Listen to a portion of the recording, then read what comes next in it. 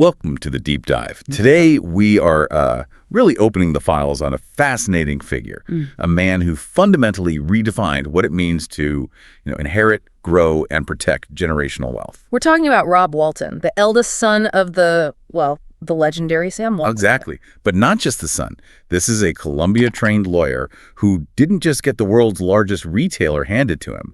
He meticulously architected this enduring framework, the thing that preserved its immense legacy across multiple generations. Yeah, and I think it's crucial we look at him not as, your typical flashy billionaire. He's more like the ultimate corporate custodian. A custodian, I like that. Right. Rob Walton, his personal fortune, estimated $115.3 billion as of May 2025.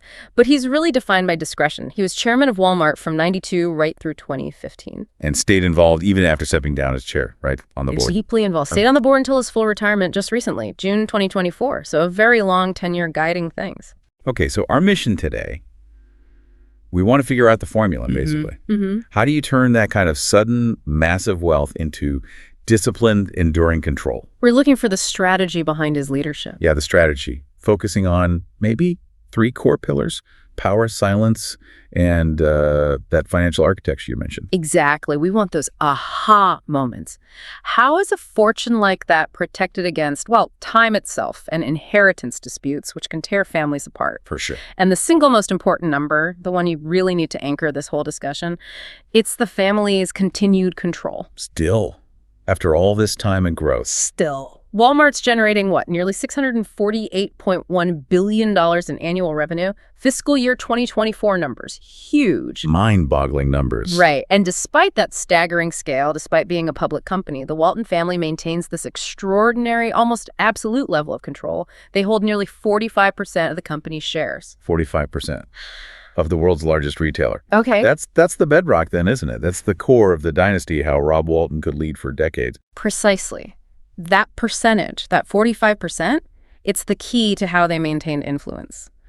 And it brings us right into our first deep dive area, the strategy of financial architecture, wealth as power. Okay. This is where we really need to analyze how the Waltons didn't just, spend their money. They structured it. Structured it specifically to ensure multi-generational control, positioning wealth purely as an instrument. An instrument of lasting influence. Not like a personal trophy. Exactly. Instrument versus trophy. That distinction is absolutely everything here. So let's go back to that moment. Sam Walton dies in 1992. Yeah. The inheritance is obviously enormous. Yeah.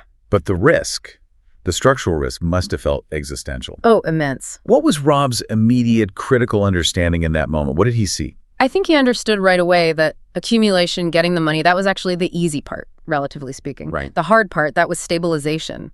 Maintenance. Look, for any family dynasty built on a public company, the biggest enemy is fragmentation. Fragmentation, meaning what exactly? Meaning, if you have multiple heirs and they all start selling off their shares independently, maybe one wants cash, another disagrees with strategy, that control just dissolves. It evaporates. Oh, okay. Like death by 1,000 cuts. Exactly. Imagine this massive ship, right? And every passenger gets to decide if they want to sell their little piece of the hull to, a rival shipping line. The whole enterprise just sinks eventually. Okay, got it. So Rob's first task was making sure that couldn't happen, preventing the ship from breaking apart. Job number 1, absolutely. So how did they do it? How did they preempt that fragmentation? The source material points to this incredible mechanism, something established long before Sam passed away, Walton Enterprises, LLC. Walton Enterprises, LLC, that is the ultimate long game structure. And you're right, its origin goes way, way back. 1953. Wow, 53. Yeah. Think of it like the constitutional foundation of the Walton financial dynasty. This entity, this LLC, it served as the essential pooling mechanism for the family's assets, specifically their Walmart stock. Help the listener understand what pooling mechanism means in practice. Like, how does it actually stop Jim Bob Walton Jr. from deciding, hey, I want to sell my shares to some hostile hedge fund? Good question. It's basically a collective agreement. Think of it like a corporate prenup, but for generations. Oh.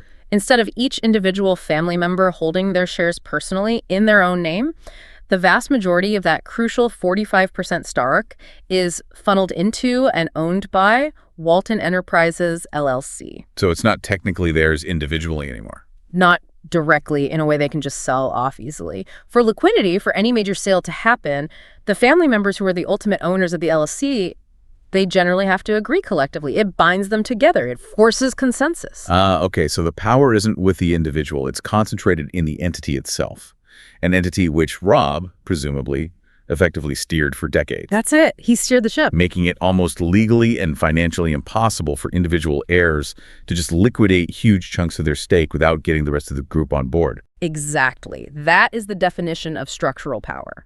It's silent, it's meticulous, and it's incredibly effective. The result is what we see today. Retaining 45% ownership in a company churning out hundreds of billions annually. It guarantees the family's vision stays embedded right at the core. And that 45% makes them pretty much impervious to outside pressure, like activist shareholders or hostile takeovers. Pretty much. It gives them an unshakable position at the table. Okay, that structure makes sense. But what about the mindset? Because let's be honest, most people, if they suddenly came into billions, the first instinct might be spend it, build a giant yacht. Right. Lifestyle. Yeah. But Rob Walton, you said, positioned himself not as an owner, but as a steward. What does that really mean in this context? The steward versus owner mindset, I think it's the philosophical core of their endurance. It's fundamental. Oh, so? An owner typically views wealth as personal property. It's a trophy, something to be used now. That often leads to, rapid consumption, diversification away from the main asset that generated the wealth in the first place. A steward, though. A steward sees the money differently. It's a collective responsibility, almost like a trust fund, but for the entire family, stretching into the future. The primary goal isn't personal benefit today. It's preservation and responsible growth for tomorrow. I imagine that fundamentally changes the risk calculation, doesn't it, when you're making these massive corporate decisions? Completely. If you're protecting a collective legacy, you're probably far less likely to take those aggressive short-term risks that individual owners, maybe looking to make a quick buck, might embrace. Precisely. Stewardship demands discipline. It inherently pushes decisions towards long-term viability, towards stability, rather than chasing those flashy short-term gains. So Rob Walton's real strength wasn't necessarily inventing a better mousetrap or, the next big retail innovation. Not primarily, no. His father was the innovator. Right. His strength was perfecting the legal and financial container that held the empire together, making sure the wealth became institutionalized, part of a system, not just a big pile of cash sitting there. That's the perfect way to put it. And that's really the core lesson here, I think, for anyone listening. Structured wealth put into a disciplined framework, that endures. Discretionary wealth, the kind you just spend, that tends to dissipate quickly. Structured wealth endures, discretionary wealth dissipates. Okay, that makes perfect sense. So the financial architecture provides the container. But where did Rob get the discipline, the skill set to manage the sheer scale of that container? Good question. That seems to lead us right into our next area, from legal acumen to corporate custodian. Because his path, his professional beginning, was actually pretty far from the discount store checkout line, wasn't it? Oh, miles away. And it's this origin story that truly explains his leadership style, I believe. Rob didn't start out as a merchant like Sam, not at all. Where did he start? Law school. Earned his Juris Doctor from Columbia Law School, top-tier institution, back in 1969. Columbia Law, okay. And after graduating, he didn't jump into the family business right away. He joined an established Tulsa law firm, Connor and Winters. Doing what? Typical corporate law. Exactly. He spent critical early years drafting contracts, advising corporations on governance issues, navigating complex regulatory environments, all the nuts and bolts of corporate structure. So while his dad, Sam Walton, was famously, iterating on store layouts, pioneering new logistics, Rob was literally mastering the rule book. Precisely. The technical, sometimes tedious, but absolutely essential rules of corporate governance, compliance, risk management. That time as a lawyer must have given him an invaluable skill set then, a mastery of the rules of the game, as the source puts it. Absolutely essential. Think about it. As Walmart scaled, going from just a regional powerhouse to this global behemoth, the complexity exploded. The legal challenges, the regulatory hurdles in different countries, it multiplied exponentially. You needed someone who understood that side. You needed someone exactly like Rob. He provided the discipline, the structural understanding, the legal foresight necessary to manage that scale without, catastrophic legal or regulatory missteps. His expertise wasn't really in selling things cheap. It was in protecting the corporation, protecting it from itself sometimes and from the complexities of the outside world. Interesting. Okay, so he joins Walmart eventually in 1969. Yeah. And then slowly climbs the ranks internally. Senior vice president, general counsel, corporate secretary, vice chairman. Yeah. These aren't exactly glamorous front page roles, are they? No, not at all. They're back office structural roles. But they gave him this incredibly intimate knowledge of every internal system, every legal vulnerability, every governance process. They were preparatory roles then. Yeah. Setting the stage for what came next. Absolutely. They were the perfect preparation for his eventual destiny. When he stepped into the chairman role after Sam's death in '92, the shift in style was immediate and necessary. Why so? Well, Sam was the charismatic innovator, right? The founder, the evangelist, the guy rallying the troops. Rob became the custodian of scale. His job wasn't to be magnetic, it was to be methodical, to ensure the foundations were solid. The custodian of scale. And the numbers under his custodianship, Yeah. they are just staggering. When he took over as chairman, Walmart was reporting, around $44 billion in annual revenue? Roughly, yes. A huge company already, but nothing like what it became. And by the time he stepped down as chairman in 2015, that revenue had soared to roughly $482 billion. Yeah, just think about that jump. That's nearly an 11-fold increase in size, in complexity. Yeah. All managed under his watch. That level of growth, it absolutely demands stabilization. It demands structure. He ensured the company survived the turbulence of globalization. Like expanding internationally. Exactly. Navigating international expansion, managing incredibly complex global supply chains, dealing with currency risks, local regulations, and of course, handling the emergence of really brutal 21st century competitors, like Amazon. Right. Amazon looms large. His core contribution, I'd argue, was embedding that discipline. Logistics, excellence, cost control. Embedding it so deeply into the corporate DNA that the company could withstand internal chaos and external market shocks. He built resilience. We should probably also acknowledge the emotional dimension here.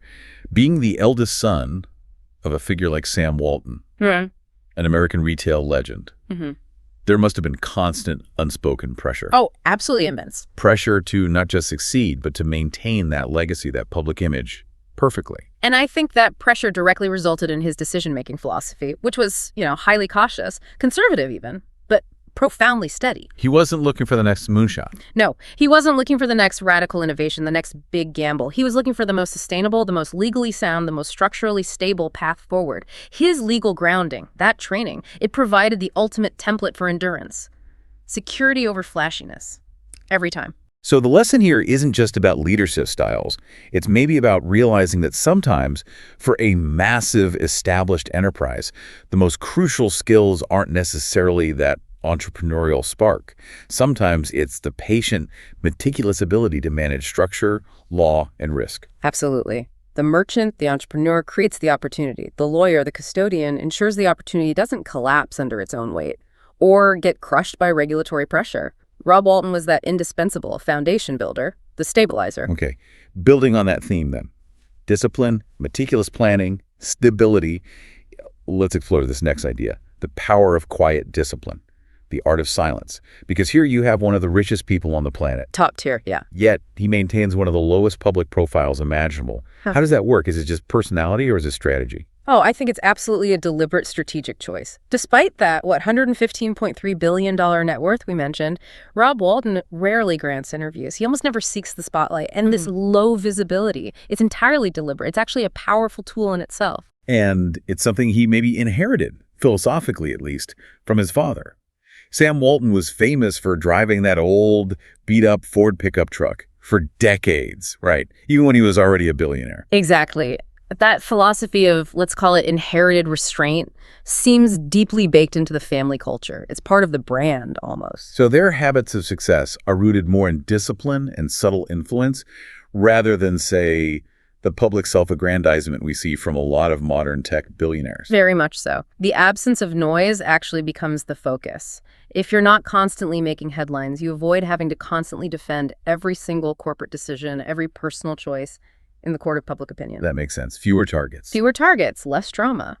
Which brings us back to those silent, decisive acts we talked about. The most important one, again, being that consolidation. Getting that 46% of Walmart stock locked down within the family trusts and that LLC structure. Right. That was a moment of immense power consolidation, executed with, essentially, zero fanfare. No big press release saying we just secured control forever. Exactly. It was meticulous behind-the-scenes discipline. It's an act of massive financial engineering, something that affects millions of employees, billions in commerce, yet it generates almost no personal headlines for Rob Walton himself.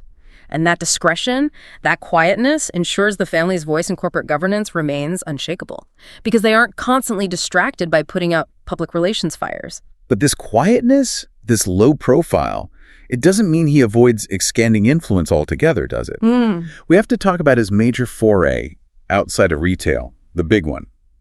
The 2022 purchase of the Denver Broncos NFL team. Yes, the Broncos. For a record-breaking $4.65 billion. That wasn't exactly quiet. The price tag certainly wasn't quiet, no. But what's truly fascinating about the Broncos purchase is the insight it gives us into the family's broader investment thesis, their strategy. What do you mean? This wasn't just about flaunting wealth, although, $4.65 billion is a statement.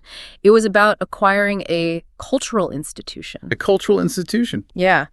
And a very long-term stable asset that strategically expanded the family's influence beyond just commerce, beyond retail. It moved them firmly into the cultural and entertainment fabric of American life. So it's like securing relevance in a totally different sphere, diversifying the source of their influence, not just their money. Exactly. It's a very calculated long-term move. Owning a major NFL franchise brings prestige, sure, but it also brings massive, consistent media exposure. It provides a secure asset base that kind of transcends the ups and downs of the retail economy. It ensures the Walton name remains relevant, powerful, at the highest levels of American culture, no matter what happens to discount stores 50 years from now. Precisely. It's influence insurance, in a way. Okay. And we see a similar kind of strategic application of wealth in their philanthropy, too, right? The expansion of the Walton Family Foundation. It channels hundreds of millions every year into things like education reform, environmental protection, particularly in their home turf, Arkansas, and the Mississippi Delta regions. Yes, the foundation is huge. And philanthropy for a family of this magnitude operating under this much scrutiny, it's always a complex tool. Complex how? Well, on one hand, it is undoubtedly, a genuine force for community stewardship. They fund significant projects. But on the other hand, strategically, it serves a really critical function, something we could call the emotional shield. An emotional shield. Okay, let's delve into that idea. How does this high-profile philanthropic spending act as a kind of defense mechanism for the Waltons? Well, think about the constant, intense scrutiny Walmart faces over labor practices, low wages, its impact on small towns, wealth concentration. It's relentless. Right, it never stops. So by actively and very visibly investing hundreds of millions in popular causes like public education, charter schools, or environmental protection, they strategically shift the public narrative somewhat. They're essentially projecting an image. Yes, we run a tough business, we're successful capitalists, but look, we're also responsible citizens. We're investing heavily back into the community, into the future. That's precisely the message it sends. It allows them, to some extent, to sidestep having to engage in every single public battle over wages or unionization efforts. They don't have to defend their core operational structure in every single news cycle because, well, the media is also reporting on their massive grants to save wetlands or fund schools. It acts as a counterweight in the public mind. Exactly, a counterweight. Ensuring that the overall family image retains at least a degree of public service, of civic-mindedness, it helps avoid unnecessary political vulnerability. It really just underscores that at this level, high finance, high influence, pretty much every major decision, even seemingly altruistic ones like philanthropy, is also a strategic act, an act of power preservation. At the end of the day, yes, it's all interconnected. Okay, now let's pivot. Because all this structure and quiet discipline, it gets tested, right? Especially in crises. So, segment 4, longevity through calculated decisions and crisis management. This is where Rob Walton's core approach really shows. His guiding pillars seem to always be balance, sustainability, and that idea of stewardship we discussed. Always interpreting decisions through Sam Walton's original mission. Always coming back to that. Lower the cost of living for everyone. The absolute priority was keeping the machine running smoothly, reliably for the long haul, not necessarily making it sprint faster just for the next quarter's results. And this is where his legal background really comes back into sharp focus, doesn't it? We see that lawyer's method dominating corporate strategy, prioritizing meticulous analysis over, say, entrepreneurial gut instincts. Absolutely. That methodical, almost clinical approach was the engine of stability. Look, when you're operating a company with literally millions of employees around the globe, rash decisions based on gut feelings can be catastrophic. The ripple effects would be enormous. Unimaginable. Rob's approach meant painstaking analysis first. Compliance checks, risk assessments, regulatory deep dives, long-term supply chain implications. All that had to be weighed before any major move. This disciplined, sometimes slow pace provided incredible long-term stability. And we saw the payoff, didn't we? During major economic disruptions. Let's take the 2008 financial meltdown, for example. That was a brutal time for retail. Oh, brutal. And the 2008 meltdown is almost the textbook example of how Rob Walton's long-term discipline really paid off. While so many other retailers were struggling, faltering, even going under, Walmart basically held its ground. Didn't they even see sales rise in some areas? They did. In key categories, yes. And this wasn't just luck. It wasn't a coincidence. It was the direct result of decades of those disciplined strategies we talked about. Really tight cost controls, hyper-efficient supply chain mastery, and relentlessly maintaining that core low-price value proposition. So when consumers were forced to drastically tighten their belts, Walmart became a lifeline, almost a necessity for millions. It perfectly demonstrated the long-term strategic value of that operational prudence, that focus on basics. Okay, another massive challenge during his chairmanship, though, was the rise of e-commerce, the existential threat posed by Amazon. Huge challenge. Probably the biggest strategic threat they faced. And the critics were loud back then, weren't they? Arguing Walmart was simply too slow, too big, too entrenched in its brick-and-mortar legacy to pivot effectively to digital. Oh, the criticism was constant. Sleeping giant, dinosaur, you heard it all. But Rob's approach and the board's approach under his leadership to digital transformation, it was, again, deliberate rather than explosive. Meaning what? They didn't rush. They resisted the urge to just panic, to go out and make splashy, expensive acquisitions of smaller tech companies that maybe didn't fit the culture, or make these huge, unsustainable pivots just to look like they were doing something fast. Instead, the investment in logistics, in infrastructure for e-commerce, it was slower perhaps, but it was sustained, methodical, integrated. And the numbers now seem to validate that caution, don't they? We see Walmart's e-commerce sales have surpassed $100 billion in fiscal year 2024. That's enormous. It's huge. It demonstrates that sometimes cautious, sustained investment over the long haul, we're talking 2 decades here, can ultimately succeed. It proves that maybe deliberate speed can actually beat reckless acceleration in the long run, especially for a company of that size. Deliberate speed. Interesting. Now, this brings us to maybe a more complex and certainly more criticized part of his leadership, the paradox of conservatism. Yes, this is where the critics and activists really focus. Under Rob's leadership as chairman, and arguably with his continued influence on the board afterwards, the company repeatedly resisted several major shareholder proposals. Proposals aimed at things like improving labor rights, seriously addressing climate change risks, enhancing racial equity measures. That's correct. Some of these votes happened as recently as 2024. Even after he'd stepped back from the chairmanship, but was still on the board. Okay, so maintaining our impartiality here, what does this resistance tell us? What does it reveal about the core calculation driving the Walton leadership, Rob's leadership included? Well, it seems to reveal a very cold, clear calculation, prioritizing operational stability and the financial bottom line above almost everything else. Above social or environmental concerns, critics would argue. That's the argument, yes. From the perspective of the Walton leadership, it appears the primary duty, the interpretation of stewardship, is ensuring the longevity and the financial viability of the enterprise itself. That, in their view, is fulfilling Sam's mission of low prices. So while critics slam this for ignoring significant social costs, Rob's strategy shows he was willing to weather that public criticism, willing to reject measures, even popular ones, that might immediately increase operational costs or complexity, if it meant ensuring the company's structural endurance above all else. His loyalty, it seems, was primarily to the system, the structure he had helped build and maintain. That was paramount. Even his exit strategy seems to fit this pattern of prioritizing stability above all else. He didn't just abruptly leave, did he? No, not at all. It was a masterclass in managed transition. Stepping down as chairman in 2015 was the first step. But then, crucially, remaining on the board until June 2024. That allowed for a long, gradual transfer of power. Most notably to his son-in-law, Greg Penner, who became chairman. Exactly. Penner was groomed for the role. This methodical handoff is really a hallmark of that stewardship mindset. It avoided the common pitfall you see in so many family empires, where a sudden leadership void leads to chaos, instability, or nasty internal power struggles. That's the succession crisis. They avoid that completely. By ensuring this gradual, calculated transition, the system he built, the structures of power, the financial architecture, the board dynamics, it all remained perfectly intact, ready for the next generation to take the helm, stability preserved. Okay, that structural power preserved across generations leads us perfectly into our final synthesis, unshakable influence beyond the balance sheet. Because Rob Walton's influence and the family's influence, it really is multifaceted, isn't it? It extends way beyond just retail, into political, economic, and cultural spheres. Oh, absolutely. The sheer corporate weight alone speaks volumes. That 45% ownership stake we keep coming back to, it acts as immense, quiet political leverage. How so? Well, think about it. Walmart is the largest private employer in the entire United States. It employs 2.1 million associates worldwide.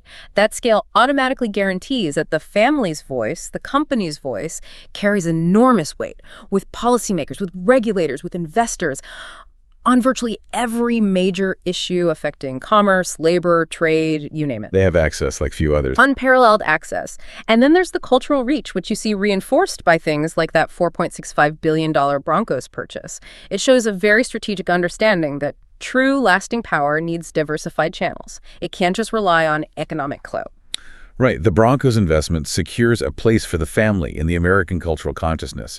It shifts their identity, subtly perhaps, from just being the Walmart people, the discount merchants, to being patrons. Patrons of a beloved, almost quasi-religious American institution, the NFL. It's, as we said, influence insurance. It embeds them deeper into the fabric of society. And let's revisit the Walton Family Foundation one last time in this context. It's huge, philanthropic, role funding, education reform, environmental projects that also serves as a tool for political and social influence, doesn't it? Beyond just the emotional shield idea. Definitely. It's absolutely a method to cement the family's image as responsible community stewards.